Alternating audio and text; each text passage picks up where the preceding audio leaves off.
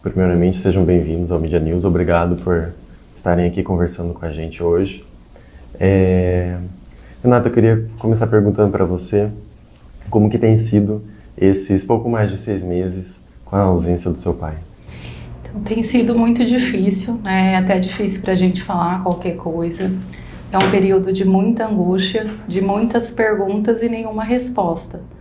Então, a gente procura por informações e não tem, e os dias passam muito devagar, porque a gente não tem resposta, né? A gente precisa de um esclarecimento. Então, isso eu falo em nome meu e dos meus irmãos também. A gente sabe bastante coisa da vida profissional dele. Foi um advogado muito atuante, presidiu a OAB aqui em Mato Grosso. E na vida pessoal, como que ele era com os filhos, com a família? Então, eu costumo dizer que a gente perdeu a referência, e não só a referência, né, como um pai. Ficou a referência como família, porque meu pai era suporte para os irmãos, inclusive, né, que ficaram sem ele. Então, ele era ali como se fosse um patriarca. Então, foi como assim, se a gente perdesse o chão realmente, né, e eu digo isso também em nome dos meus tios, né, Então, ele era uma pessoa muito presente, né, na vida de todos, que preocupava com todos, cuidava dos irmãos, né, dos sobrinhos, dos filhos, né, e a gente tinha uma relação, todo mundo muito próxima. Doutor Valmir, posso chamá-lo assim? Me corrija se eu estiver errado. A polícia chegou a cumprir ordens judiciais contra empresários, contra advogados que considerariam suspeitos do crime, né? Sim.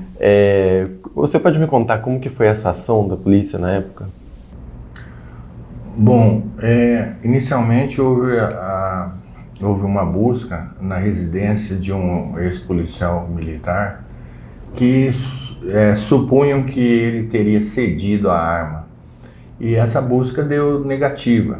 A princípio, pelo menos, porque as informações que nós temos da polícia é negativa.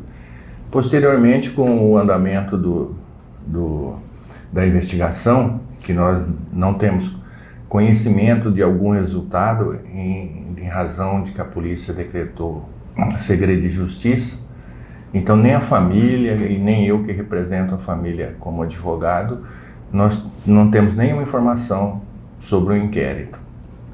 E essa busca que houve aí, porque nós temos a convicção de que esse ocorrido com o Renato foi em decorrência de que problemas agrários no município de Novo São Joaquim, que ele vem advogando nesse processo desde 1988.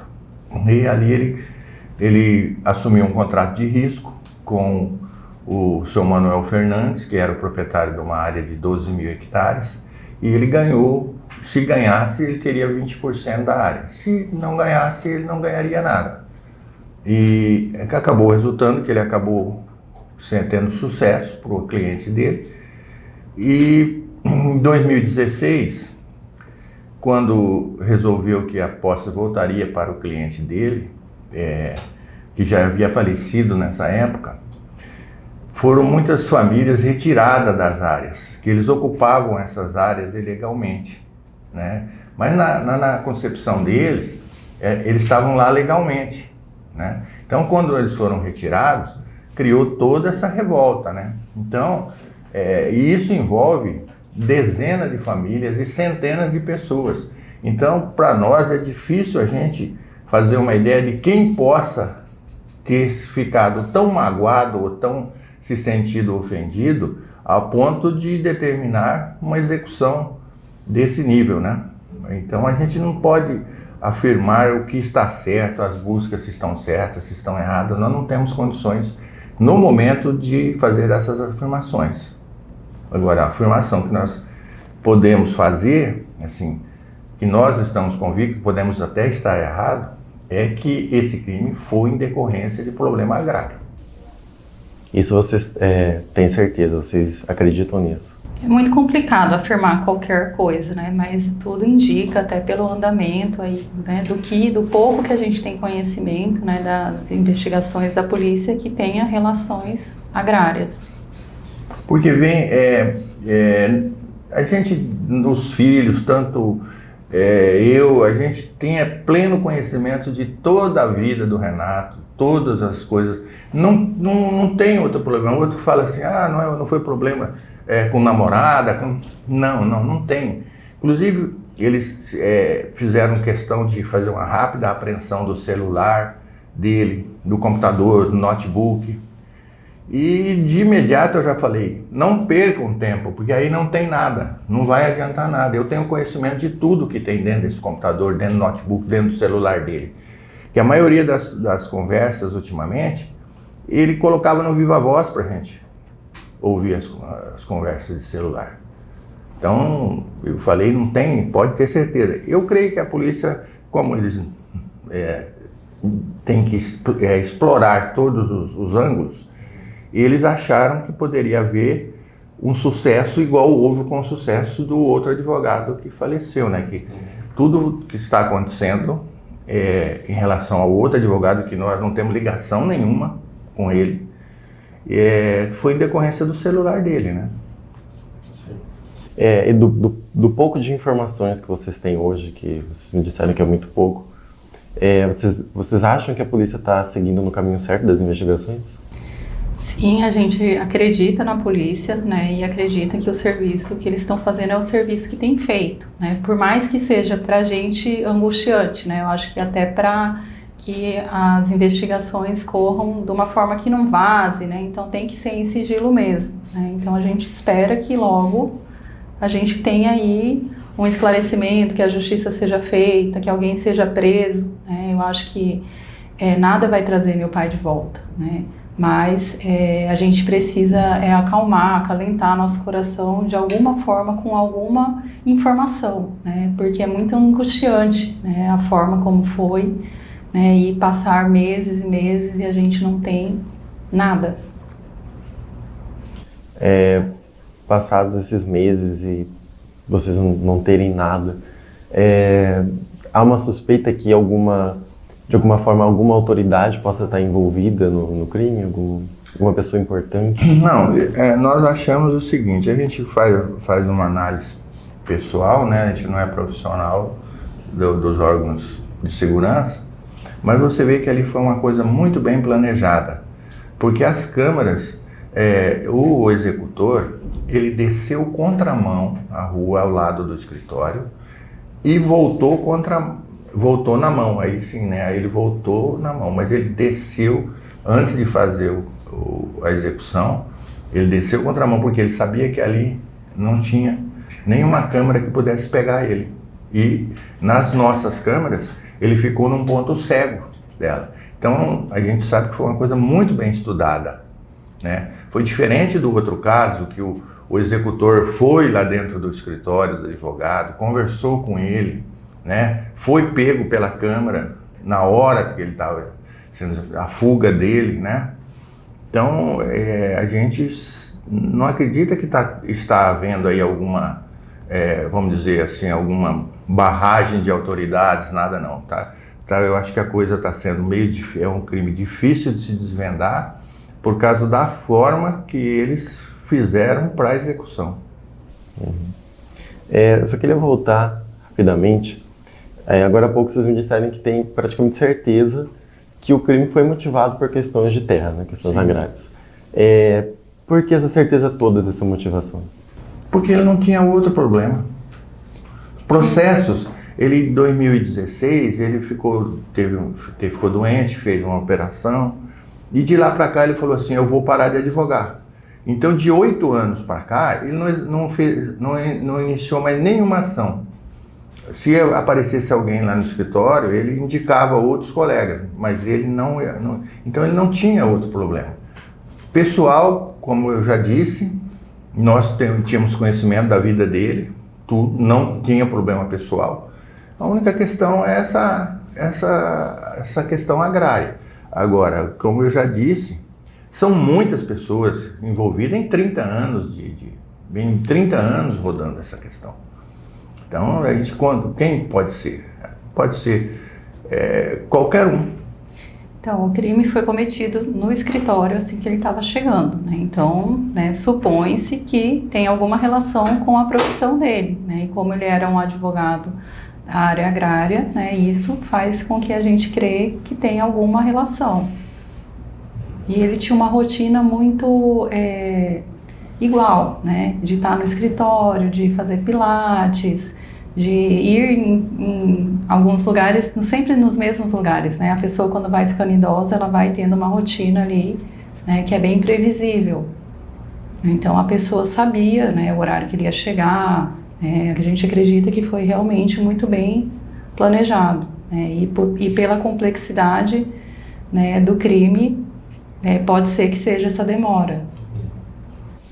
Nos dias ali que antecederam o crime, ele chegou a relatar alguma ameaça, alguma coisa suspeita? Não houve. Ele estava bem tranquilo, né? Ele estava num período assim que ele estava bem feliz, né? Então a gente estava bem tranquila em relação a ele também. Com essa demora das investigações andarem e identificar atirador, mandante, a gente sabe que a tendência é que quanto mais tempo demora depois de um crime, mais difícil vai ficando para achar o culpado, para as investigações concluírem. Há um temor na família de que esse crime possa ficar impune? Não, a gente acredita primeiro em Deus, né, na justiça de Deus, e a gente, apesar do meu pai ter trabalhado aí a vida toda por justiça, né, ele foi morto injustamente, a gente acredita que a justiça vai ser feita. A justiça aqui da terra, né, a justiça dos homens, além da justiça de Deus também. A questão, assim, você veja bem, a gente não pode perder a esperança, e por isso que a gente fica em busca de movimentar as coisas nesse sentido e procurar também a ajuda da imprensa, né, para que nos auxiliem, porque tem um outro crime aqui, eu não me recordo se foi aquele outro advogado Padilha, que foi o pessoal do questão de sindicalismo e tal, ou se foi aquele dali da Avenida Brasília. Demorou 2 anos e meio para achar, para desvendar o crime. Então a gente tem certeza que esse do Renato vai ser desvendado. É lógico que tem ansiedade nossa para que se resolva rápido, né? Mas nós temos certeza de que hoje ou amanhã nós vamos ter um desfecho final. O Dr. Renato, ele foi presidente da OAB aqui em Mato Grosso, né? E era um advogado muito atuante. A família a defesa recebeu algum tipo de auxílio, apoio da ordem aqui de Mato Grosso? Então, eu não sou advogada e nem meus irmãos, então assim, a gente não sabe nem qual seria o apoio, né, real que a OAB poderia nos dar, mas no momento, né, no hospital, no velório, né, as pessoas ali, né, a presidente da OAB, né, os conselheiros da OAB, todos estavam, né. Então, depois, né, a gente não tem muito conhecimento, né, do apoio que eles estão dando. Mas, como eu falei, a gente não pode... a gente não tem conhecimento de qual é o apoio que eles podem nos dar nesse momento, né? O senhor tem algum... Olha, nós temos, assim, informações de que a presidente tem buscado reuniões com o governador, com o secretário de segurança, né? Mas, assim, o que pode estar havendo é uma falta de comunicação, né, da assessoria da ordem em comunicar a família, né? Olha, hoje a presidente se reuniu com o secretário disse que está se empenhando, tal. Nós temos certeza que a OAB está se movimentando, mas a gente está sabendo dessas movimentações por terceiros, né? Não está havendo assim uma comunicação direta da assessoria da OAB com a família. E a comunicação dos investigadores da polícia com a defesa da família, como que ela é? Olha, a gente sempre está estar juntos, estar conversando, esclarecendo fatos para eles, né? E a única coisa que, em decorrência desse segredo de justiça, que a gente acha que é normal e necessário, a gente não tem assim o que vem sendo apurado, né?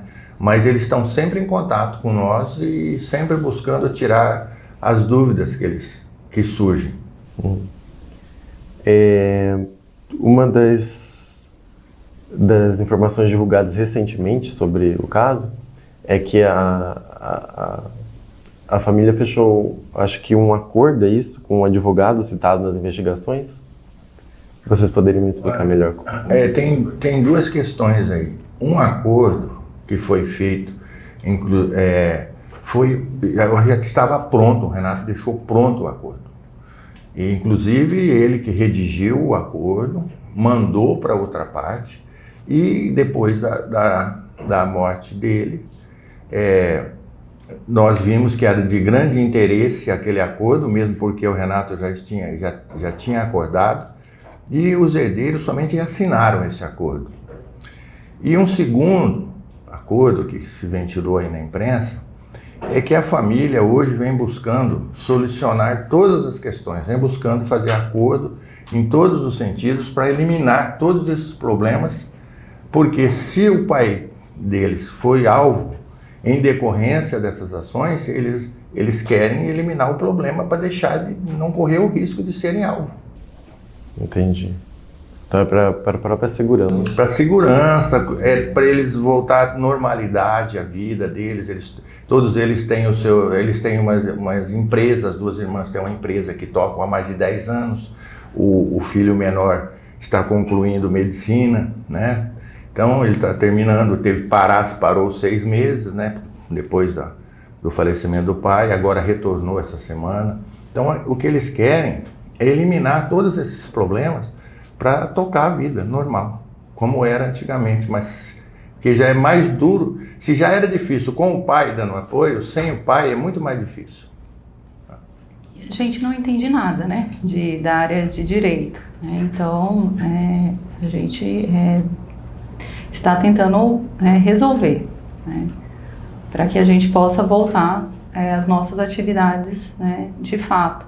A gente não tem interesse, né, em nada de processo. E como que seus irmãos estão tocando a vida hoje? Vocês ainda deixam de fazer alguma coisa por medo ou por temor de que algo possa acontecer? Então, é muito complicado, né, até falar qualquer coisa, porque primeiro você fica num estado de choque, né?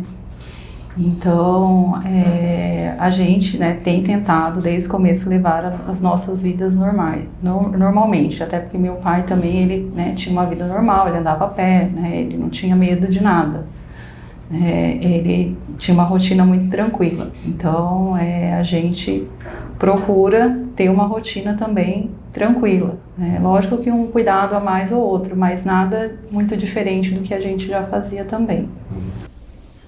Logo ali após o crime, houve um medo, um temor de vocês? Então, eu acho que é impossível, né, alguém falar, né, se eu falasse para você, né, se por exemplo, alguém de sua família, seu pai fosse assassinado, você no outro dia estaria andando tranquilo na cidade que você mora? Não estaria, né, porque não tem como, né, sua vida, a minha vida, a vida dos meus irmãos mudou do dia para a noite, né. Então, eu creio que até os outros familiares também ficaram numa situação de temor.